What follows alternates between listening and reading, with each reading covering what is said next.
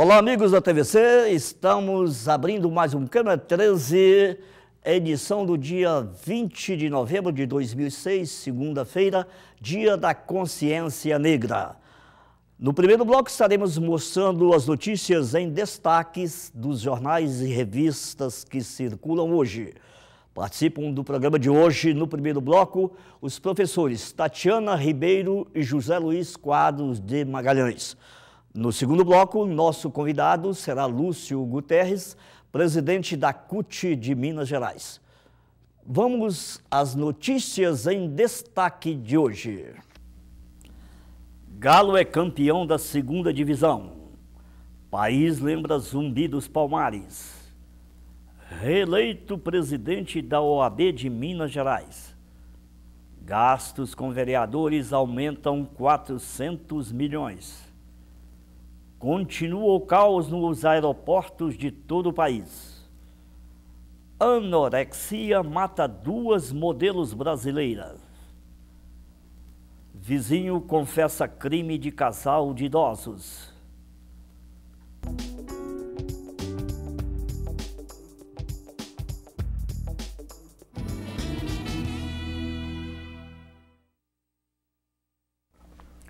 Olá, Tatiana e Zé Luiz, começando bem a semana?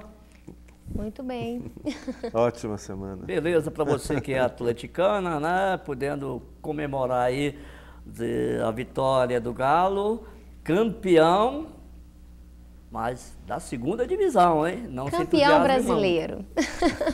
Da série especial, série especial. Da série especial. E onde o Galo estiver é a série principal do Campeonato Brasileiro. Então, pronto, é campeão da série principal do Campeonato Brasileiro. Com certeza, mas como disse o Levi Coupe, é uma vitória que ele não deseja para o Atlético nem para ninguém, porque significa ganhar na segunda divisão, significa que estava lá embaixo.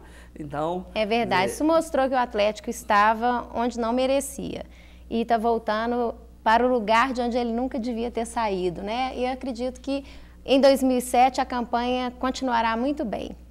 Que Deus ajude a vocês. Nós, cruzeirenses, né, precisamos de... Não estou muito. Não estou satisfeito com o Cruzeiro, não. Nem Acho pode. que está jogando mal. Vamos ver, quem sabe, o ano que vem arruma. Tem que mexer nesse povo, né? Ganhando muito e trabalhando pouco, né? Estão precisando jogar mais futebol. Não está bom, não. Desde ontem, às 4 horas da tarde, já começava a se formar a fila na frente da loja do Galo. Impressionante. Ela foi lá, tirou retrato. Fui lá, tirei retrato, filmei. Pagou mico. Mas isso realmente é um fato que merece até um comentário maior. Dizer como que o futebol motiva as pessoas.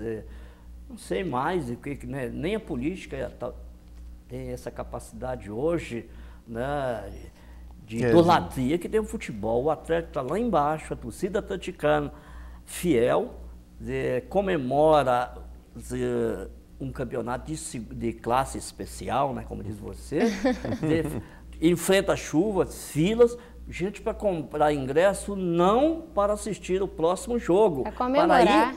Para comemorar, para ir lá no Independência assistir o jogo no telão. Parabéns, Não, a torcida do Atlético deu um show, né? Isso a gente tem que reconhecer. Nós somos cruzeirenses, mas a torcida do Atlético foi um show à parte. Mas como estamos em Minas, né, Zé Luiz? Nós podemos falar que nós somos torcedores do São Paulo, né? Também uma belíssima vitória, né? Por antecipação. Né? Por antecipação. São Paulo também está de parabéns. Essa sim, primeira divisão, né? Ali não é segunda classe, não. Tá bom, mas... Eu vou engolir aqui a provocação, porque a gente já está embebecido de tanta vitória consecutiva, a gente não está sendo atingido por nada mais. Não, mas isso não é provocação, Tatiana. A gente está levantando a bandeja para você se vir, né? Tá certo. Mas falando em Minas Gerais, doutor Edivaldo, Minas Gerais levou uma espetadinha essa semana da entrevista do Antony Garotinho. Ele, em entrevista à revista Isto É, faz uma crítica ao estado de Minas Gerais, uma crítica muito sutil, bem estilo mineiro até, né? Ele não foi muito carioca nessa crítica, não. Mas quando o repórter pergunta para ele, o entrevistador, pergunta se se sente derrotado nessa eleição, especialmente porque apoiou o candidato Geraldo Alckmin, e parece que a repercussão do apoio dele não foi muito boa, ele levanta a questão do estado de Minas Gerais, porque ele falou, olha, no Rio de Janeiro, o Geraldo Alckmin ainda subiu 2 pontos percentuais, e em Minas Gerais, que caiu? Ele deixa assim, uma crítica bem sutil à atuação aqui no estado do nosso governador no apoio ao candidato do PSDB. Mas sem razão, né? Eu acho que nesse caso eu não... É porque tudo que vem do Antônio Garotinho também, a gente... Concordo com o Antônio Garotinho. É difícil concordar. Mas a verdade é que ninguém que disputa a eleição se considera derrotado. Quando muito dizem que, não, os outros ganharam, os outros foram vitoriosos, mas derrota, ninguém admite que tenha sido derrotado. Escuta, antes que eu me esqueça, deixa eu mandar um recado aqui para uma amiga da gente, telespectadora fiel. Olha, você vive reclamando aí do nosso e-mail, ou até aproveitar e pedir a nossa diretora de estúdios aí para não esquecer de botar o e-mail do Câmara 13 ou o meu pessoal, Edivaldo Farias 13@yahoo.com.br, porque nós temos muita gente aí que está em dificuldade de entrar em contato conosco. Hoje abri meus e-mails e encontrei lá o seguinte recado. Olá, Didi, como vai? Nem você nem a Caiafa tem me visto nos movimentos, não é? É que estou reclusa, atualmente só acompanho a Comissão Local de Saúde do Centro de Saúde Dom Orione e também dou aulas no Centro de Desenhos Artísticos para a Terceira Idade e Vestibulandos de Belas Artes. Peguei seu e-mail em um programa da TV comunitária. Quem te viu anos atrás fazendo TV em um cubículo e hoje sabe que vocês 3 da família são heróis. Naquelas plenárias loucas eu sempre votava em você. Vejo sempre a Caiafa com as entrevistas. Sinto até inveja no bom sentido. Como estou reclusa, distante, peço-lhe colocar-me em malas diretas interessantes para que eu possa acompanhar de longe o que nossa turma anda fazendo. Assina Maria Josefina Coelho, nossa amiga Fininha. Fininha, que saudades. Muito obrigado por sua lembrança, por seu e-mail. E vou dedicar o programa de hoje a você, ok? E vou te tirar da reclusão. Nossa próxima convidada aqui de Câmara 13. Tá legal? É isso aí, muito a gente bem. Tem esse conforto de saber que o nosso programa é visto, né, e que as pessoas reconhecem o esforço que todos nós fazemos aqui para levar um programa desse ao ar e toda a programação da TVC. Pois é, mas hoje é o dia da consciência negra, né? O senhor como historiador, né, cientista político, dizer, jurista, aí, quem me conta essa história aí do zumbi aí? Acho que isso foi... A morte dele se deu lá pelos idos de 1625. Né? O grande Zumbi dos Palmares. Pois é, sobre esse tema, né, a revista, caros amigos, desse mês, né, traz como sua reportagem principal uma entrevista com a ministra, né, da questão racial do governo Lula, Matilde Ribeiro. É uma entrevista muito boa, né, muito interessante, aborda várias questões, inclusive a questão da polêmica das cotas. Está aí no Congresso Nacional a Lei de Reforma da Educação Superior, né? Esperamos que ela seja discutida e votada o ano que vem. Ela foi uma lei que ficou pronta, foi entregue ao presidente Lula, já tem, acho que quase um ano, por aí. Né? E depois que começaram aqueles escândalos todos, essa lei ficou esquecida. E agora eu acho que é o momento, com o novo Congresso, é o momento de retomar essa discussão da reforma da educação superior, onde vem a polêmica questão das cotas, né, que tem dado aí muito pano para manga, muita confusão. Para ingresso nas universidades. Para ingresso nas universidades. A lei estabelece um princípio geral. É óbvio que essa lei agora sendo discutida no Congresso vai sofrer um monte de propostas de emendas, ela não vai sair conforme ela foi encaminhada pelo presidente da República.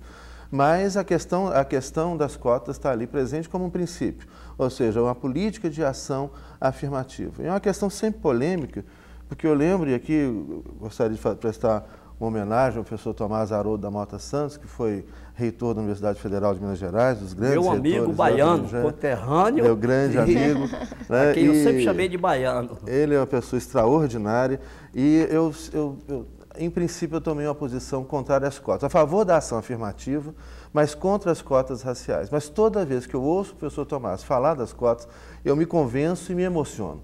Né? E é uma questão, é uma reivindicação do movimento negro, uma reivindicação antiga do movimento negro e que, obviamente, tem que ser respeitada. Mas é uma questão que merece, obviamente, ser debatida novamente no espaço público ampliado, né? As políticas afirmativas, as ações afirmativas, como você tem cursos pré-vestibulares, né, para, por exemplo, a população carente, no caso da Bahia, no Rio de Janeiro, aí entra a questão das cotas sociais, não só as cotas raciais. Mas, enfim, eu acho que muito importante também lembrar aqui uma homenagem, né, ao governo Lula mesmo, que é o primeiro governo que cria um ministério para tratar da questão racial no Brasil, um país onde a gente tem mania de falar, o Brasil não tem racismo, não, aqui tem integração racial, etc. Isso é hipocrisia, o racismo aqui é forte, sempre foi forte.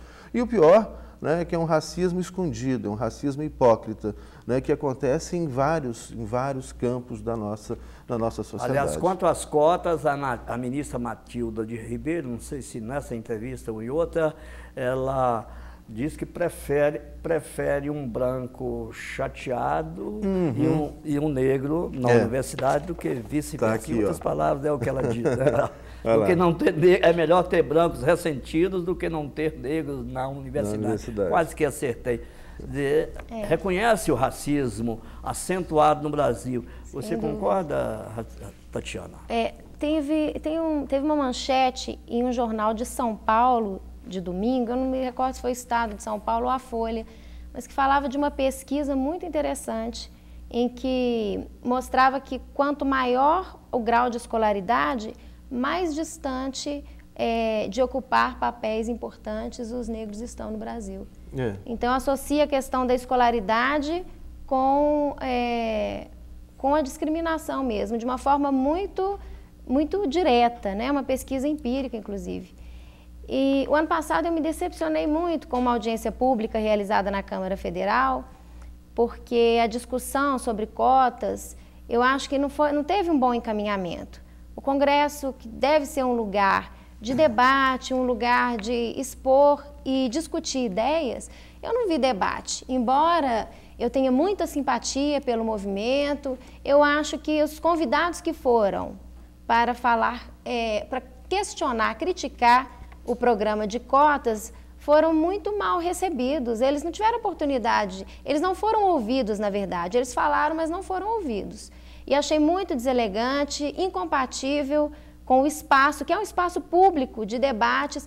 Os argumentos que eu ouvi eram argumentos altamente sustentáveis por um sociólogo, eu não me recordo. Um sociólogo que escreve na Folha de São Paulo, era ligado ao PSDB. E daí que ele apanhou muito do pessoal do PT que estava lá. Mas eu acho que o debate perdeu em qualidade com essa briga, né? Um debate que tem realmente uma importância fundamental para o Brasil, pela história, pelo nosso povo, pela nossa gente, perdeu. Eu acho complicado isso, assim, que até vai na linha do artigo do Emi Sader, na mesma revista Caros Amigos. Emi Sader, que é fantástico, respeito demais, um grande escritor, um grande teórico, né? Mas ele faz uma brincadeira que guia para ser ex-esquerdistas, criticando os ex-comunistas, esses arrependidos aí, que vão para... Tem alguns que a gente, né, conhece, que negam o passado, às vezes negam até a sua própria história, né? Mas ele estabelece o que é ser um ex-esquerdista e estabelece uma pauta. Né? E aí isso é meio complicado, porque é a crítica que a professora Tatiana estava falando, que a gente viu na televisão. Né? Porque se você, por exemplo, se você for contra as cotas, isso é uma posição que não é da esquerda. Se você for contra o aborto, é uma posição que não é da esquerda. Olha, não pode ser assim, a gente não pode fechar a questão sobre tudo. Né? As coisas têm que ser discutidas. E eu acho importante que os movimentos sociais, né, e as pessoas que estão em luta contra a opressão, contra a exclusão, contra a discriminação, né, que essa luta importante, essa luta democrática, não fechem questões, né, estabeleça uma pauta única. Olha, se você é isso, então você não está com a gente. Não pode ser assim, acho que tem que ter um espaço de livre debate. Né? É verdade. Agora, o mais estranho de tudo isso é que existia um racismo tão acentuado no Brasil, um país onde temos brancos aqui no Brasil, somos todos oriundos ou não de negros, de outras raças. Quem que é branco puro aqui no Brasil?